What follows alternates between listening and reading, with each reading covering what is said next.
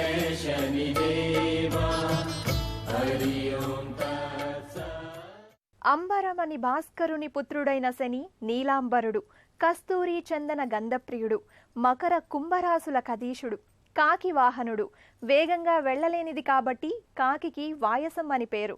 మందగమనుడైన తనకు అనుకూలమైన పక్షినే వాహనంగా చేసుకుని భక్తుల సహనాన్ని పరీక్షించే ఈ శని భగవానుని ఆలయంలో ప్రధాన ఉపాలయమైన దుర్గామాత మందిరంతో పాటు 7 గుడులు ఉపాలయాలుగా, 7 వృక్షాలు దేవతల ప్రతిరూపాలుగా నెలకొని భక్తుల చేత పూజలందుకుంటూ వారిని తరింపచేస్తూ ఉంటాయి. ఆ సప్తదేవ ఆవాసాల్ని, ఆ సప్తవృక్ష రాజాల్ని సందర్శించుకుందాం రండి. వజ్రదేహుడని, సౌమ్యుడని, వైరాగ్య ప్రదాయకుడని స్తుతింపబడే ఈ సూర్యసూతుడి ఆలయ ప్రాంగణంలో దుర్గాదేవి అమ్మవారిది ప్రధాన ఉపాలయం.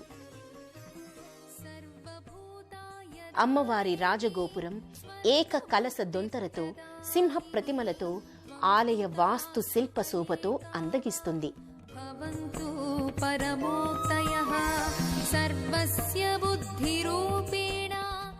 హసిత వదనంతో, విశాల నయనాలతో, గులాబీ రంగు పాలరాతి శిల్పంగా, చతుర్భుజాలతో ఈ దేవి దర్శనమిస్తుంది.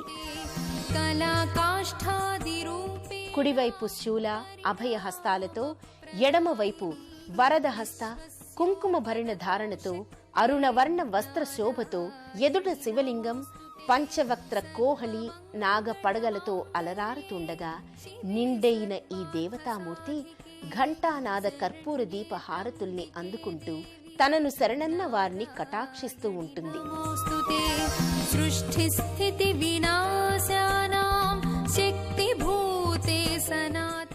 ఈ ఆలయంలోని 7 గుడులు ఉపాలయాలుగా, 7 వృక్షాలు దైవ వృక్షాలుగా అర్చింపబడుతూ ఉంటాయి.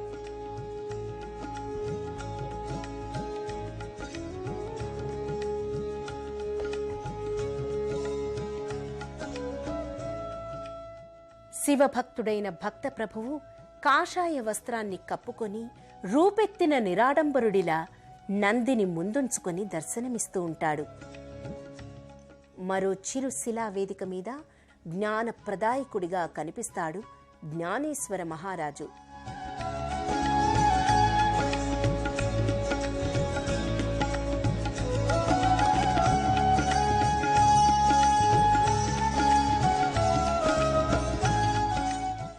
రామాయణ మహామాలారత్నమైన హనుమ ప్రసన్న ఆంజనేయ స్వామి రూపంలో లోహ కవచ ధారణతో పుష్పాలంకృతుడై కనిపిస్తాడు.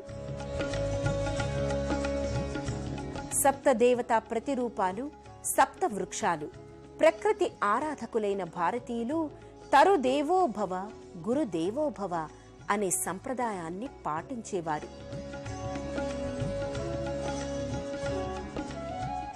ఒక వృత్తాకార కట్టడం లోపల ఈ సప్త వృక్షాలు భక్తుల ప్రదక్షిణల్ని, పూజల్ని అందుకుంటూ ఉంటాయి. వీటిలో వేప చెట్టు ఆదిశక్తిగా, జిల్లేడు చెట్టు ఆది గణపతిగా, రావి చెట్టు విష్ణుమూర్తిగా, శివరావి చెట్టు శివుడిగా, మేడి చెట్టు దత్తాత్రేయుడిగా, ఉసిరిక చెట్టు శ్రీకృష్ణుడిగా, మారేడు చెట్టు మాతృస్వరూపిణిగా ఆరాధింపబడుతున్న ఈ ఆలయం ఇటు ప్రకృతిని ప్రాణప్రదంగా పూజించాలని, భౌతికాతీత దివ్యశక్తుల్ని భయభక్తులతో అర్చించాలని భక్తులకు ప్రబోధిస్తుంది. తిలల నుండి తీసిన నూనెనే తైలం అంటారు. ఆరాధకులు ఆ తైల ధారలతో శనివారాలలో శనేశ్వరునితో పాటు నవగ్రహాలను అర్చిస్తూ ఉంటారు.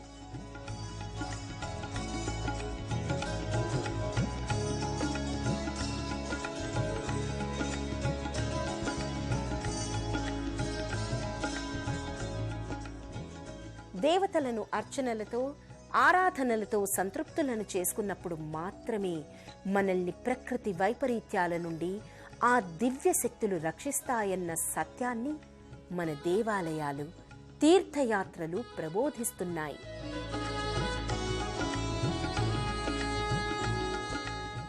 బ్రహ్మ మానసపుత్రుడు దక్ష ప్రజాపతి. ఈ దక్షుని పుత్రికలలో సంజ్ఞాదేవి ఒకరు. సూర్యునికి పత్ని అయిన సంజ్ఞాదేవి మార్తాండుని తాపాన్ని భరించలేక తన నుండి ఛాయాదేవిని సృష్టించి సూర్యుని వద్ద ఉంచి తాను అదృశ్యమవుతుంది. దినకరునికి ఛాయాదేవికి జన్మించిన శనేశ్వరుడు ప్రతిష్ఠితుడైన క్షేత్రమే ఏనుగుతల గ్రామం. ఏనుగుతల ఆకారంలో ఒక శిలాశాసనం ఈ గ్రామం దగ్గర ఉండడంతో ఏన్కతల నామం ఈ గ్రామానికి వచ్చింది. కాలక్రమంలో వ్యావహారికంలో ఎన్కతల గ్రామంగా రూపాంతరం చెందింది. ఈ గ్రామ దేవాయతనంలోని శనీశ్వరునికి నిత్యం ఉదయాలలో తైలాభిషేకాలు, మధ్యాహ్నం అర్చనలు, ఆరాధనలు జరుగుతాయి. ఇక్కడ పూజా విశేషాల కార్యక్రమాలు వచ్చేసి నిత్యం తైలాభిషేకం జరుగుతుందండి. ప్రతి శనివారము పొద్దున 6 గంటల నుంచి రాత్రి 7 గంటల వరకు ఆలయంలో నిత్యాభిషేకం జరుగుతూనే ఉంటుంది, తైలాభిషేకాలు.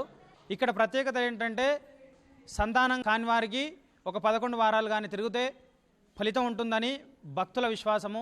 కష్టాలు దూరం చేసే స్వామి అని ఎన్కతల స్వామికి పేరుంది. తేనెవాన కుంభవృష్టిగా కురిసినట్లు శనేశ్వరుని విగ్రహం మధుధారలతో, తైలధారలతో అభిషిక్తమవుతూ ఉంటుంది.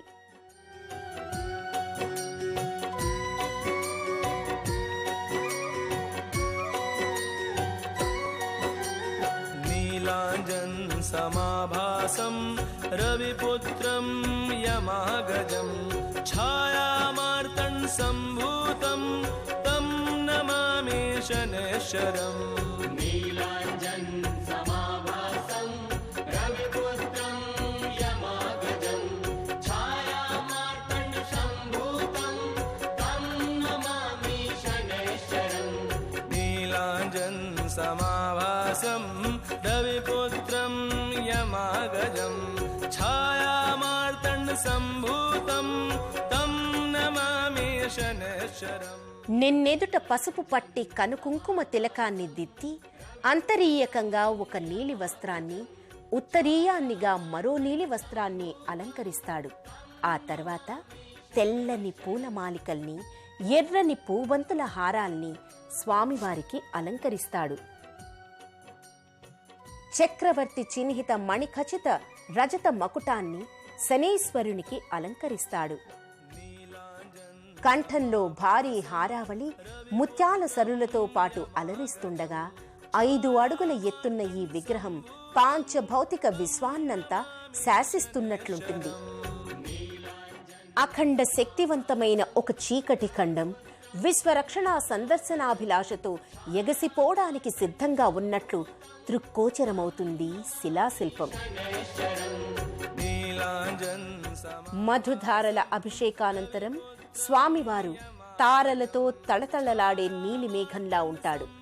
రంగురంగుల మెరుపు తీగలు కారుమబ్బును కమ్ముకున్నట్లు పూలమాలలతో మూల విగ్రహం పుంజీభూతంగా దర్శనమిస్తుంది. స్వామివారికి సమర్పించే దీపహారతిని ఆబాల గోపాలం భక్త బృందాలు స్వీకరిస్తూ స్వస్థ చిత్తులవుతూ ఉంటారు.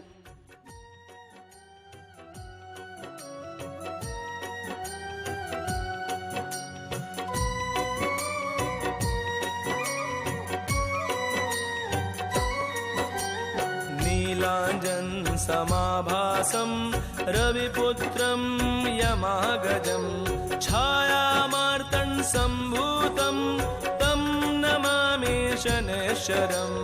नीलाञ्जन समाभासं रविपुत्रं यमागजं छायामार्तण्ड सम्भूतं तं नमामि शनैश्वरम्. नीलाञ्जन समाभासं रविपुत्रं यमागजं. హైదరాబాద్ నుండి ఫతేపూర్, మహాలింగపురం మీదుగా ఎన్కతల చేరుకుని శ్రీ శనైశ్వర స్వామిని దర్శించుకోవచ్చు.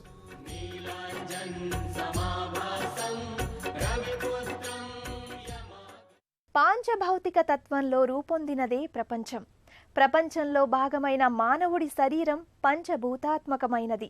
భూగోళం మీద ప్రభావం చూపే గ్రహగతులు మనకు సద్గతుల్ని ప్రాప్తింపచేయాలని, ఆలయ విగ్రహాలకు, నవగ్రహాలకు జరిపే పూజలు మనకు శుభాలను, సుఖాలను ప్రసాదించాలని కోరుకుంటూ మరో తీర్థయాత్రలో కలుసుకుందాం. అంతవరకు సెలవు. నమస్కారం. పుణ్యక్షేత్రాల దర్శనం, అపురూప ఆలయాల సందర్శనం, తీర్థయాత్ర కార్యక్రమాన్ని ఇప్పుడు యూట్యూబ్ ఆన్లైన్లో www.youtube.com/ETV News లింక్ ద్వారా కూడా వీక్షించండి.